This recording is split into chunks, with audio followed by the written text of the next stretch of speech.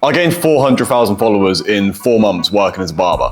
And this completely changed my life, financially, mentally. You know, there's no scenario where, as a business owner, this doesn't change your life. So I thought I'd show you the system that I use to essentially speed run my barbering career. Then hopefully you can copy what I did, as well as a couple of barbers that I've coached. For example, Johnny, he was 15 years old, and he also managed to gain 100K followers in about 4 months. Before he can even legally drive, he's essentially overtaken every barber in his town. This is exactly what I wish I knew when I started making content, because it would have saved me so much time, so much energy, and it would have helped me reach my actual goals a lot quicker. For example, this month I'm making £10,000 off brand deals. If I was doing that a couple of years ago when I was 18, then I would have been a happy man. So the first thing I'd do if I was looking to blow up my social media pages and essentially triple my income is find what's working on the algorithm right now. Because honestly, this changes every month or so. The best way I do this is go onto TikTok, type in a specific term into the search bar. So you can do just barbering, or what I like to do is actually dial in on something you specialize in. So for me, that would have been textured hairstyle, so like a messy fringe, blowout taper.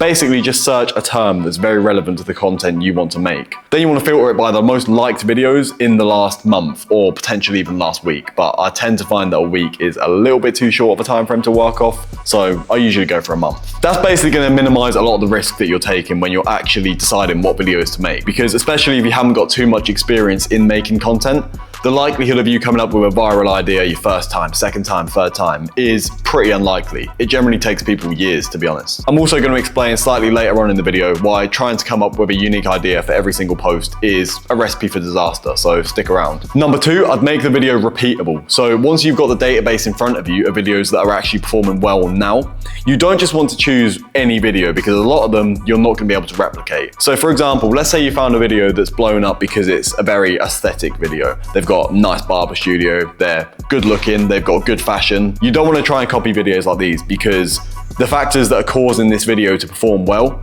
you simply don't have access to. And you've got to try and be realistic with yourself. For example, there's going to be a lot of barbers on social media that are blown up because they're good looking.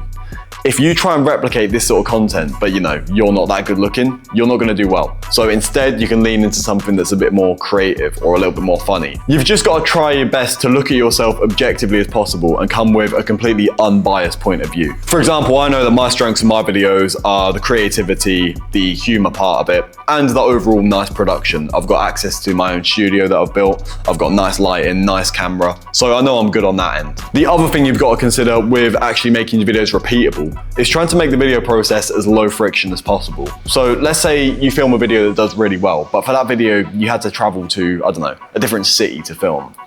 It's okay, but realistically, are you going to be able to repeat this video consistently on a regular basis? Because ideally, we want to be posting daily. You want it to be as low friction as possible, and you also want to be in control as many factors as possible. So what I mean by this is, you don't want to be reliant on, you know, a good looking client, for example, or one specific client. You want a format that you can repeat on the most amount of customers, where you can film it in the same location, you can use a very similar script. That way, you're not even really gonna have to think about what videos you're filming. You almost already know what you're filming. You never want to be the reason that you're not filming a video is, oh, I can't think of an idea, because that's gonna kill so much momentum, so much progress. And as I said, we want to ideally be posting daily. So coming up with a unique idea for every single video, it's not realistic and it's not doable. A low friction video format is what's gonna keep you consistent, and consistency is one of the most important things. So step number 3 is going to be rinse, repeat, and refine. Let me break it down a little bit. So once you've filtered your search results on TikTok, you found a video that you can repeat well, you've created it, and it's actually performed well. From there, we want to take that video style that you've done and literally post a different version of it every single day. If we're talking in terms of barbering, you can do it on different clients each time, but you can copy the script, you can copy the structure of the video, the style of it. Now, people think this is often going to be over spamming, you know, posting the same style of content again and again and again. But it's really not. When you think about it, the average person that's using these short form content platforms, they're going to be watching hundreds of videos a day. You're going to be a small fraction of the content that they see. And if someone's seeing one video that you post every single day, in TikTok terms, that's not a lot at all. People can't even remember what they watched 10 minutes ago, never mind what they watched yesterday. If anything, if you're posting a similar style of video every single day, it's going to make your content style a lot more recognizable, and you're going to stick in people's minds. Think of it like a catchy song. Songs that are catchy often do well because you stick in people's minds. So if you're using the same music, using the same catchphrases every single video, you're gonna stick in people's minds. For example, for me, I know people know me as the guy that says smash because I say it every single video. A conversation I've heard a lot of times is, oh, do you know that barber, Jude Kelly? No. Oh, do you know the guy that says smash in his videos? Oh, yeah.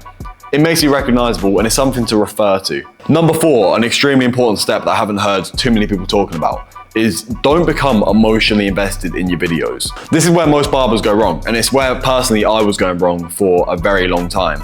You spend ages coming up with a unique idea for your video, you spend ages editing it yourself, and when you post it, it flops and you're pissed. You're gonna gain a hatred towards posting because your videos are consistently flopping and you put in so much effort into it, so many hours. It's a recipe to just be completely inconsistent. It wasn't until I started treating my videos like pieces of data until I actually saw success and removed all emotional attachment to them. Naturally, you're gonna be a little bit pissed if your video does badly. Like, you need to care about your content, but there's also definitely a balance to strike.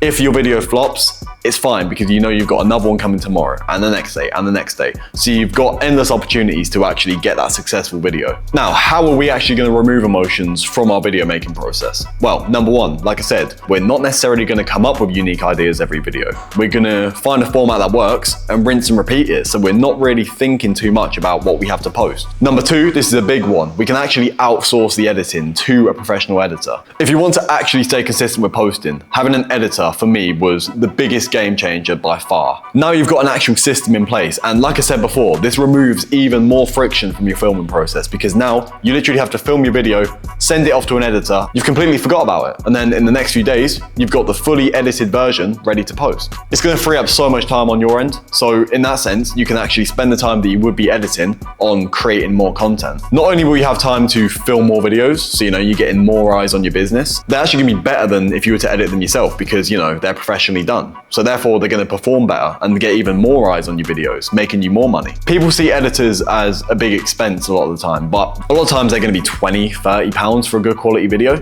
You can make that off one haircut that's going to take you 30 minutes, 40 minutes. To get the video to the standard of a professional editor, but you doing it yourself, it's honestly going to take you 2-3 hours. So much more time efficient. It's going to make the filming process way more enjoyable, and you're going to see way quicker results because we've essentially given you no reason not to post now. You've got someone editing the videos for you. You already know what you're saying. You know the script. Step number 5 is all about refining. Now we've got an actual system in place for our content and we're treating it like a business. All we need to do is refine on the elements that actually make it a good video. Because it goes without saying, to be a good content creator, you've got to understand the fundamentals of video making in itself. I'm talking lighting, video quality, angles, confidence on camera, presence, all of that. Inside the SMASH formula, which is my coaching program, we've got an exact checklist of all the elements that you need to be included in your video before you start expecting them to do consistently well on these platforms. Because honestly, to get a viral video here and there, it's quite easy to do once you know what you're doing. But to do well again and again and again, you have to have the video fundamentals in place. If you are serious about content creation and you want to see similar results to people like me or even some of my clients, you can actually book in a free call with me through the link in the description. It's essentially going to be a strategy session. We're going to run through your exact situation as a barber right now, what's holding you back, and what you need to fix to actually reach your specific goals with barbering, whatever it may be.